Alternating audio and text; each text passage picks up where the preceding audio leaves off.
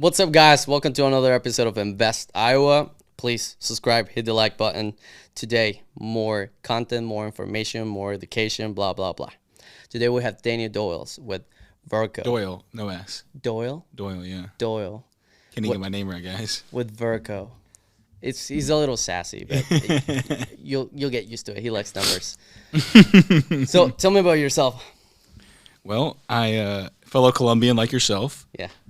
No, you're not Colombian. Yeah, I'm half Colombian. Half. Yeah, well, that's considered half. That's cool, right? I don't know if Colombians take half. No, they do. A They do. percentage. My mom is Colombian. My dad's Canadian, and so grew up my entire life in Iowa.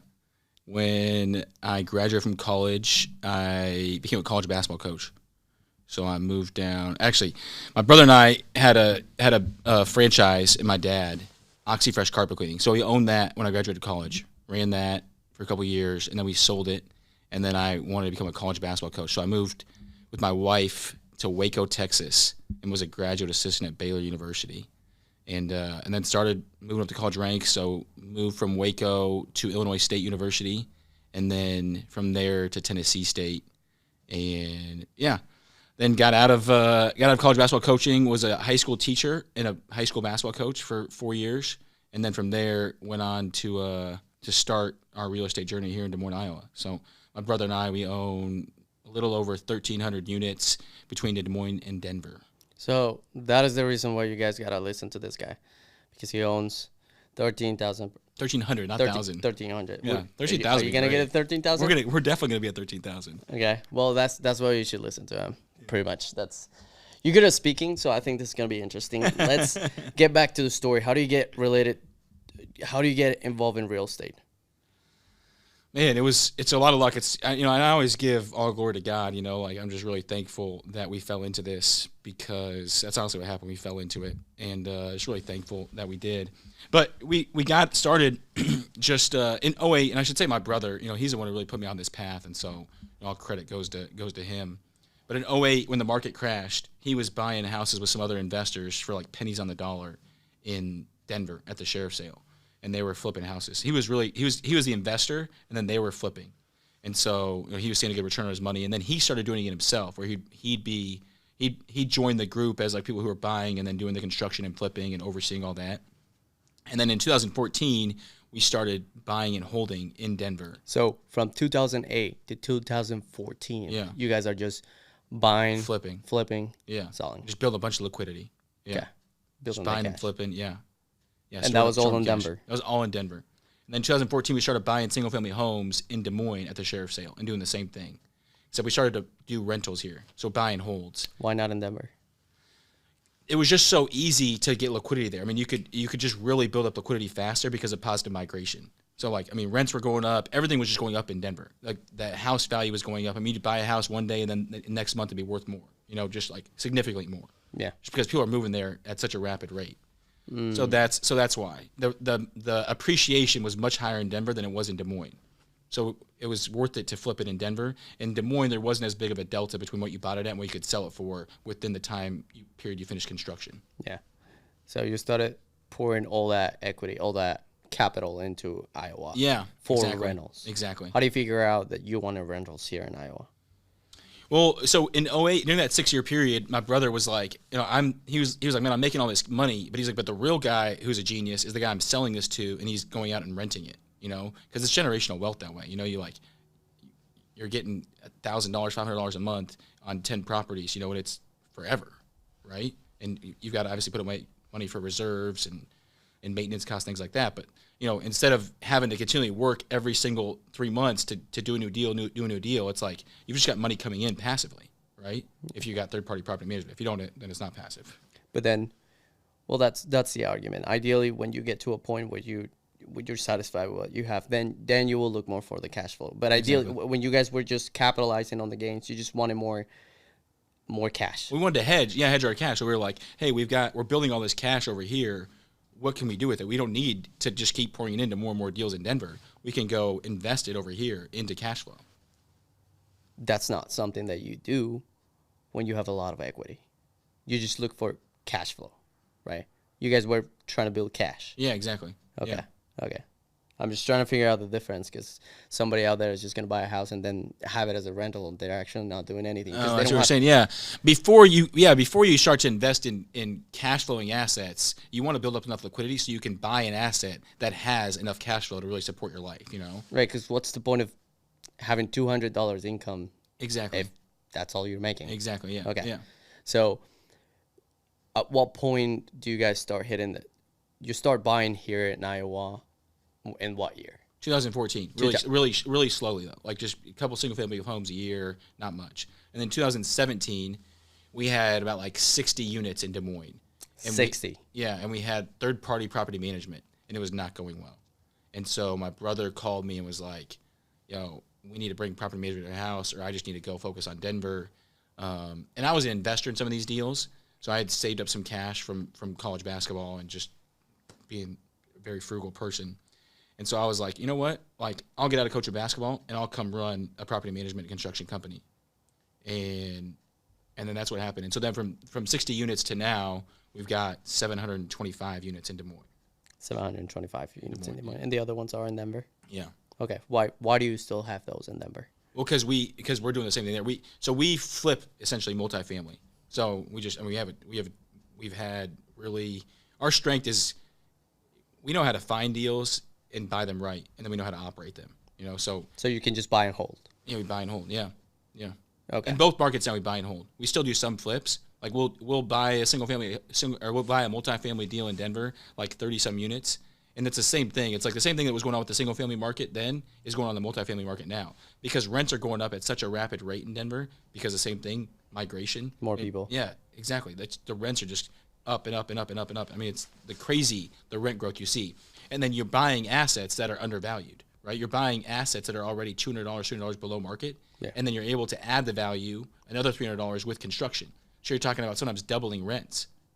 So you take that and then you sell it, right, at a lower cap rate than what's going on in Des Moines because Denver trades at a better cap rate than Des Moines does, right? Yeah. It's trading at like a 4.5, 5, depending on the area, you know. Depending on the area. When obviously interest rates were not at 6.25 what they are now, you know. And are we talking about commercial flipping? Commercial flipping, yeah, exactly. So we buy a 30-plex, and we renovate all 30 units. And the construction company is in Denver. We have construction in both markets. In both markets, exactly. Okay, yeah. So it's easier because you have everything in house. All construction's in house. Like construction superintendents, GCs, everything's in house. Yeah. Okay. Well, that's such a good yeah business plan. Well, exactly. That's where it goes back to 08 when we started. Was like we had our own construction company at that point as well, where we were just flipping houses. So we had crews, and we were just like, hey, this is that next address you go to. You know, so every time they finished a house, they had another one lined up. So we've got a group of like 9 contractors that we're working with. So you can do 9 houses at one time. Holy shit.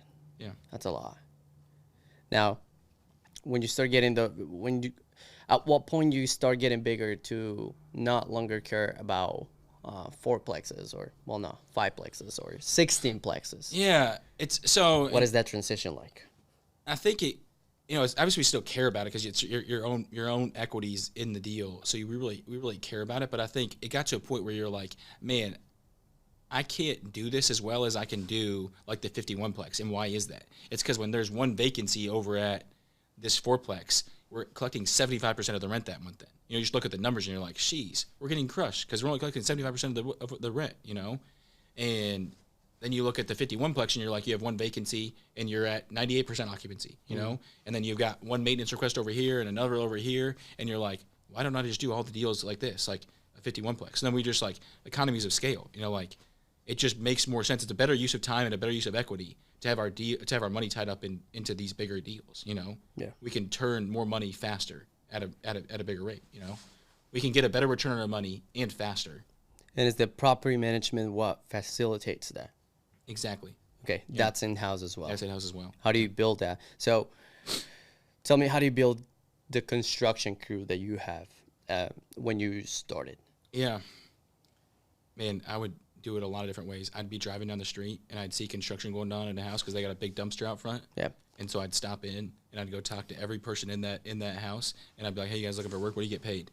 I'll pay you $1 more. Come work for me. And that's how I got started.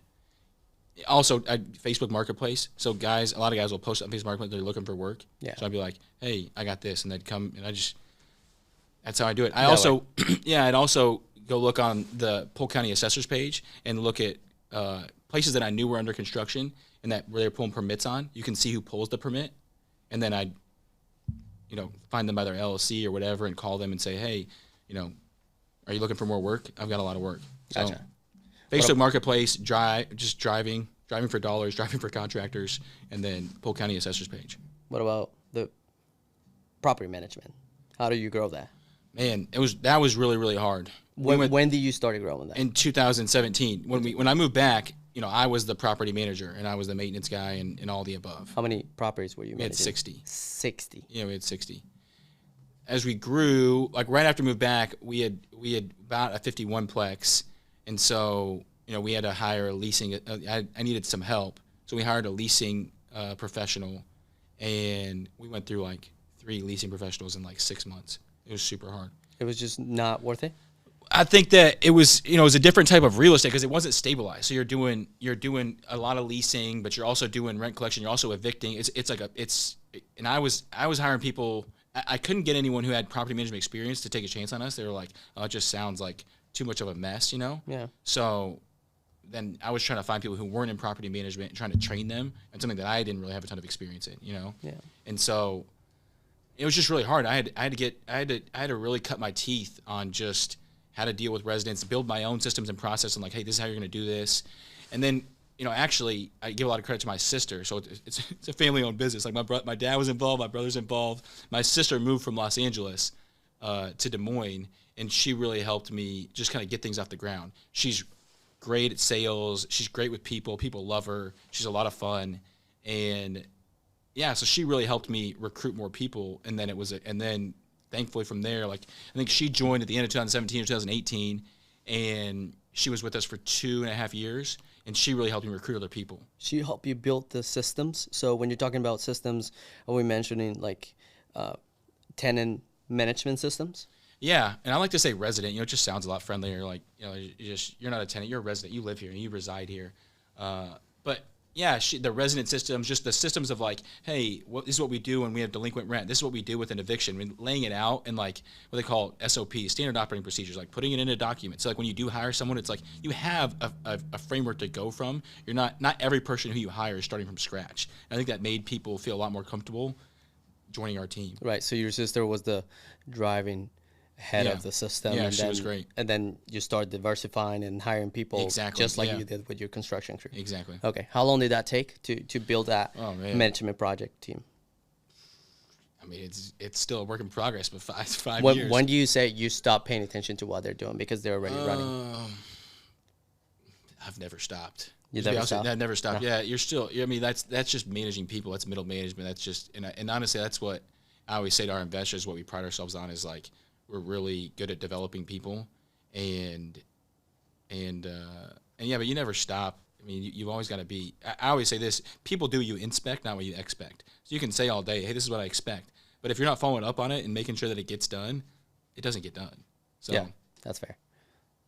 So I know it's not the answer you're looking for, but I haven't stopped. No, that's fair. That's fair. I didn't think you were going to stop. I just wanted to know what approach you have towards that. Because I know that right now for you it's not worth it to manage those properties. For you need to go find a deal. You need to either find a deal, run the numbers, or manage it, right? Right. Where are you? I'm doing a little bit of all three, but you're right. I get to focus more on finding deals now than I used to, and that's where your question is. Yeah, I think probably in the last 2 years I've been able to do that more. Okay. It's hiring staff and just hiring the right staff and getting really, really good people that really care about the work, like care about having a good service for residents, like care about creating a good experience for residents. Yeah. And then that's given me more peace of mind to where you can just really like, I've got like metrics that I'm checking at every single day at every property. And then I can be like, okay, I can go find more deals, Yeah. So now let's bring it back to the deals. Let's get started on deals. What that's the fun stuff. Is your process through dealing with investors? You're mostly dealing with investors when we're talking about a 51-plex, like no, 51. Me and my brother do it with our own money and maybe a friend or a family member. you talk about investors at like the 100-plex and above. Okay. So 51, and we just did a 74-plex that we brought some investors in on, but we could have done that deal ourselves. It limits us from doing more deals, because we want to. That's how we multiply our money. Like I think there's a lot of syndicators out there that aren't putting a lot of their own money in. They're getting money from the fees. Like we really view it as like this is how we multiply our wealth. Is through doing the deal, not through syndication. Like that's a job, Running a deal for a bunch of investors and you not having your own money in it, that's a job. Like this is this is an investment for us. We're investing our own capital in this because we believe that this is going to 2x or 3x our money in 3 to 5 years, And so I think that might be a small difference, Yeah. But we, so it depends on what size of company you are, So when you start dealing with investors and how much, taking on investors is a big ordeal. It's another job. So you're not taking that responsibility. You're bringing partners. You're not. We bring in investors too. Yeah, we have a lot of investors, small family offices, and friends and family investors. Let's talk about the difference between commercial and residential. How do you structure? Like the way that you structure the deals is completely different, right? Yeah. Like there's so many possibilities in which you can make money out of finding what works and what doesn't. Yeah. You also mentioned that anything will sell for the right price. Yeah. How do you come up with that philosophy? That was off the record. But how do you come up with that? Well, it's just true, right? It's anything's for sale for the right number. Like we would sell. Like we have one deal. It's a 51-plex. It's like my favorite deal. It's the one that I cut my teeth on. So I love it to death. But the thing like cash flows an insane amount of money every month. But I would sell it for the right number, just because it's like, oh, if I could go do another 150-plex like that, I would do that, So if you can give me enough, if you can buy from me for enough money, then I can go roll that money into something that is 150 units, but that cash flows like the same ratio that 51 unit does. I would do that all day. That makes sense. Yeah. How do you structure those deals? Like, what is an average deal for you? What does that look like? What do you mean? As in, are you doing seller finance? Is that are you going through banks? How's your relationship with banks? Yeah, the banking relationship. The bigger the deal you get, the more important that banking relationship is, and obviously that makes sense because it's like the equity in that deal, right? The size that you're getting a loan on grows bigger and bigger the bigger deals you're doing, and so that banking relationship is critical. The bigger the deal is, so that's huge. How we structure it. Yeah, we've done some creative financing. We've done some seller financing. My brother's done more of that in Denver than we have here in Des Moines. We've been able to do stuff just direct to seller, or obviously like through brokers and just off market deals. Yeah. What are your thoughts on brokers, realtors? What is that super valuable? Like I said, the lender, the broker, those are like the two most important relationships when getting a deal done. You actually mean that for realtors? Totally. How does a realtor bring value to you? By bringing me a great deal. Now there are realtors out there that you can tell their motivation is I just want to get deals done, and I don't care if there's a good deal for my seller and buyer client. How can you tell? When you start to ask them questions about the deal, like what's my return here, and they don't really empathize with the buyer, and they're just looking at getting a deal done. Like you can tell when they're really pushed about getting a deal done and not as interested in like what's your return. That's a guy who's just looking to get a deal done, right? And no shame, but that's not the kind of broker I want to work with. I want to work with a broker who's like, how can I add the most value to you? Like, how can I add another zero to your right? You want to add another zero to your net worth. Correct. And that's what we want to add. We want to look at brokers who are like, I want to add another zero to Daniel and Terrence's net worth. That's a good broker. That's facts. Right? Now, I don't think you quite. I still have more doubts about how do you deal with banking? How do you get your deals financed? What do you mean? You meet with the. It's the same thing as like meeting with an investor. Is you've got to convince the bank that you're worth lending to, that you're a credible lender. Are you giving a proposal to finance, or are you asking for a mortgage? No, I'm asking for a mortgage. Yeah. You send them your pro forma. Like, hey, this is what I'm going to do. This is my business plan, right? Just like if you're getting a small business loan or like that, you're sending them your business plan, your pro forma, and saying, this is what rents are. This is what rents are going to be. This is where we add value. This is how we do it. And they've got to have confidence in your execution. That makes sense. Now, when you said you 10x. Did I say 10x? Yeah. You're a Grant Cardone disciple? Yeah. I like Grant Cardone. Yeah. When you 10x your money, Yeah. I love Grand I said Theft Auto. 3x, 2x or 3x. No. You said it off the records. Oh, okay. Yeah. You said it off. Leslie, is this true? I don't know if this is true. Not in the podcast. What's the most X that you've done? Infinity. We've done a deal where we've got all of our cash back, and it's paying us infinity. Oh. So okay. like, yeah, I mean, What yeah. is that? The seller finance? No.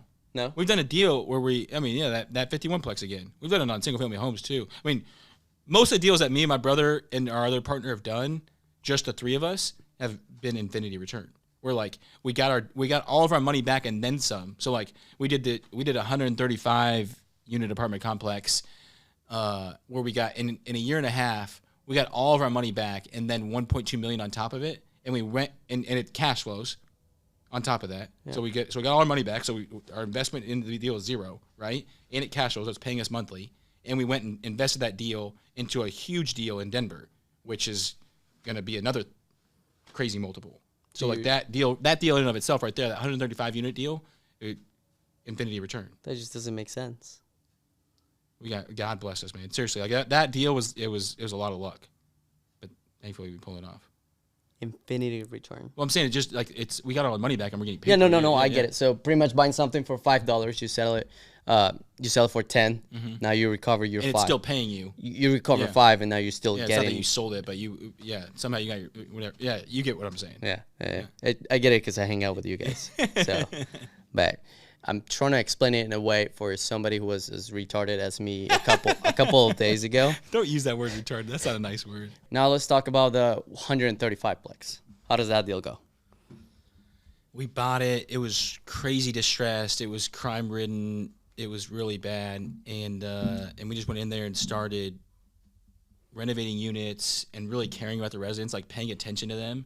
And it's just crazy to see the transformation there. I also had a really good community manager. You know, like she was a rock star. My sister started there, and then she trained someone up, and that person, she's still with me today, and she is incredible. I mean, incredibly smart, cares about people, and cares about doing a good job, you know? And so and that's really what took it off. And then obviously we almost doubled rents there, and that is where, you know, the bank then was like, the property's worth this, gave us all our money back, and then some, and then we reinvested that money, and but I mean, I would say I'd give a lot of credit to the community manager. She did a great job.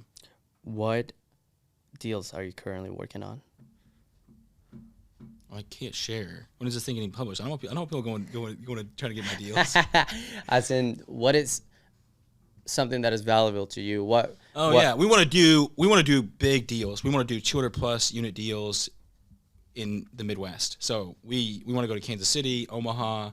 So if you've got a deal that's got some value added, whether it's through construction, we'd really like to stay away from construction moving forward. Actually, in other markets, we don't have that construction team built yet. So if you got a deal that the rents are, you know, $100, $200 below market in any area in the Midwest, we want to take a look at it. This is sponsored by Verco. They give us $5,000 for this spot on the Verco, program. Yeah, Verco. Yeah, I said Verco. Yeah, okay.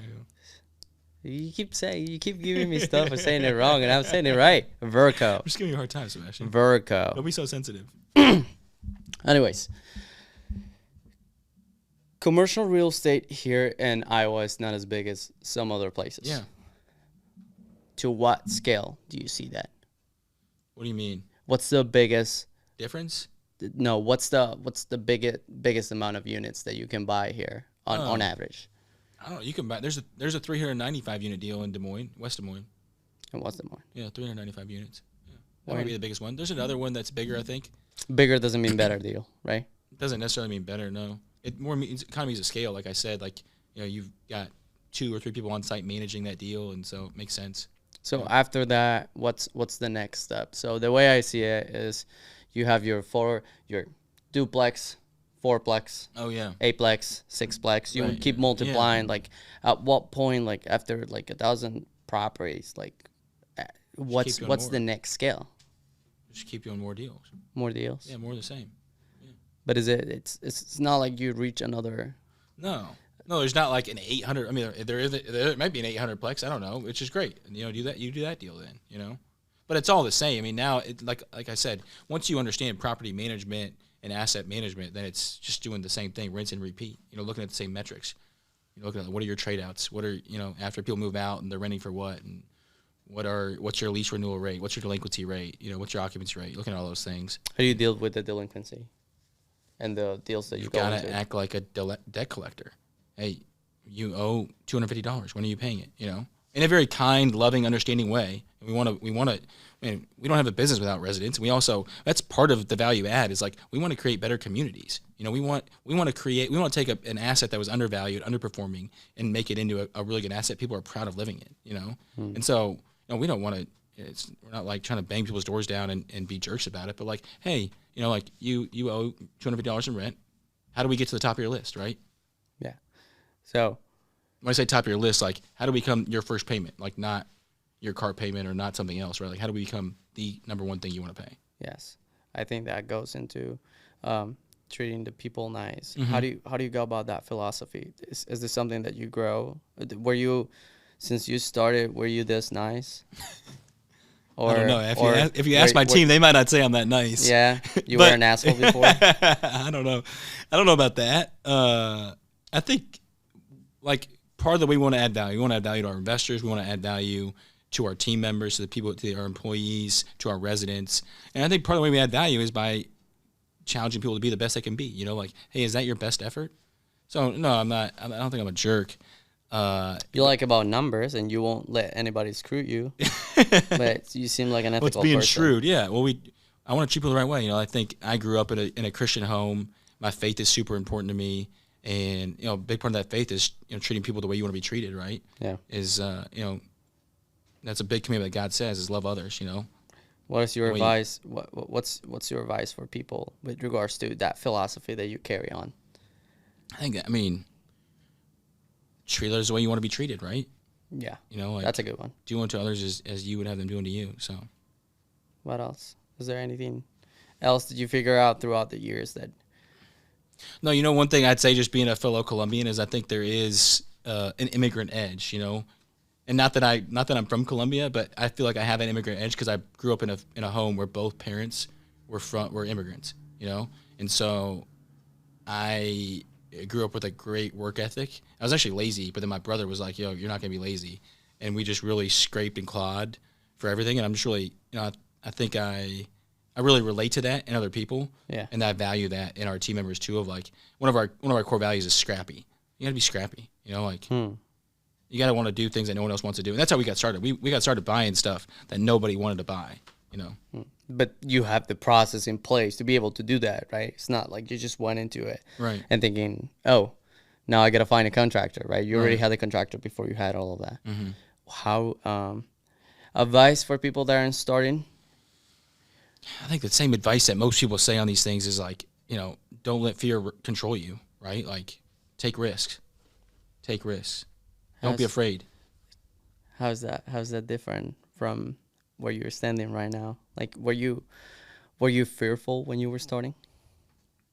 Yeah, I think you're like, is this gonna work? Like, do I like? And even when we did that 51plex, I was really scared. I was like, this is way different than what we've been doing. We've been doing 4plexes and 8plexes, like 51. Like, this is scary. And then when we did the 135, the broker told us it was 136. That's why sometimes I say that it's actually 135. It's 135 with an office. And so it's actually 134 units. But anyways, yeah, I was super scared because like every time, you almost like tripled in size our biggest asset. We had 51 and we went to 136. It's almost 3 times what we had before. So that fear never goes away. No, because you're like, can I do this? Now it actually is away. Now it's like we could go to 395. We could do an 800plex, and I wouldn't be. Well, because you now know that just based on numbers, you can do that. But exactly. At the beginning, you didn't know about numbers. Oh, exactly. It was really scary. It was like, can we do this? I think one thing that's good is to like thank that fear though, right? Like, man, I'm thankful that I had that fear because that fear is what gives you that edge where you're sharp because you're constantly like, there's a healthy amount of fear, right? Of like, I'm fearful enough that it keeps me sharp because you don't have fear, right? It's like, you could be really loose. Yeah. And you don't want to be loose with 135 units, That's true. So, yeah, one of my friends is a financial advisor, and he told me he sees a lot of people come in, like he invests other people's money, and he was saying he sees a lot of people come in that have hit one grand slam, and he says very few people hit 2 grand slams, meaning like they built a business from 0 to like 20 million and sold for 20 million. And he says those same people try to go build another business, and he said most of them fail, and it's because they're not sharp, you know? They build one business, he called it a grand slam, right? They build one business, sell it for 20 million, they try to do it again, they can't. And he's like, it's because they're not sharp. They think, oh, I did it in this area, I did it in this industry, I can do it over here. You think you're an expert in everything, right? And you don't. So you lose fear, you know? Do you get conservative when you have money? Super conservative. I'm very conservative, yeah. What's the right amount of conservative? Would you say that you're more conservative now than when you were a couple of years before? No, I probably I spend a little more on convenience now than I am proud to say. Yeah. Were you very frugal? Super frugal, yeah. Yeah, yeah. How frugal is that? Well, you should have saw I remember I pulled up I think 2 years ago. I was driving like a 2013 Ford C-Max that had like the front bumper falling off. I pulled up we were looking at buying this 108plex, and I pulled up and the broker he's a good friend of mine, but he was like, can you afford this? Like, what are you driving? So I mean, just gives you an example of like how frugal I was. Another example, like when my wife and I first got married, and we saved up a bunch of money, like we had cash. Our first apartment complex was $475 a month. It included internet and cable. $475 a month. Wow. Yeah. So yeah, we're really frugal. Okay. My wife is even more frugal than I am. But that's good. So you think that was one of the things that made you scale your money quicker? Probably, yeah. Yeah, I mean, and shout out to my brother, Terrence Doyle, Bigger Pockets, Multifamily Mentors. He's going to be here in the next podcast, going to be here. Right? Yeah, he's going to be not next one. I don't know when your next one. But he's gonna be, next time he comes to Des Moines, he'll be on the podcast. Next time he comes to Des Moines. He interviewed Grant Cardone. He swore that, right? Yeah. he did say he was going to do that, so he better Terrence keep his word. So my brother interviewed Grant, okay. And Grant said he didn't buy his first German car until he was 47. Oh, I did. I've seen that. Yeah, he didn't buy his first car until he was 47. Yeah, he was very frugal. He says that he doesn't want people with cash in hands. They should be investing. Exactly. Yeah, so he was super frugal. But yeah, I mean, like my wife seems more frugal than I am. Like she gives me a hard time about certain conveniences that we pay money for. That she's like, we don't need to do that. It's a lifestyle, right? First, you need to acquire that lifestyle. Yeah, we're very frugal, but there are like I'm trying to think about what example like we used to clean our own home, now we pay a cleaner, you know, things like that we could do ourselves. Yeah, I think that's very relatable. Yeah. Advice for people: so be frugal. Yeah, that's be frugal to a certain extent. Be frugal, but also don't let fear control you where you don't do a deal because of fear. You know. Yeah. There's a fine line there. And then go get it. Go get it. Go get it. All right. Any last words? No, it's been a pleasure, my fellow Colombian. It was fun. It was really fun. It was a lot of information. I think people are going to find this really useful. Good. I learned tons of information. Good. Yeah. Well, I hope your podcast blows up. Oh, yeah. It's going to blow up. All right. And Leslie might be at one of our properties working as a community manager. No, she's going to be. Okay. She's going to be, but that's more details to come. Anyways. Thanks for watching. If you made it this far, you probably care about what we're doing. So I would suggest you subscribe and hit the like button. It really helps us to blow up. And if you're doing this in a constant, shoot me a text. I would love to have you on the podcast to learn about you. And if you're looking for a job and you're detail-oriented and good with people, send your resume to him and he'll send it to me. I'm looking to hire really talented individuals, need to be good with people and very detail-oriented. That was also sponsored by Virgo, yes. And that was another 5K. See you guys.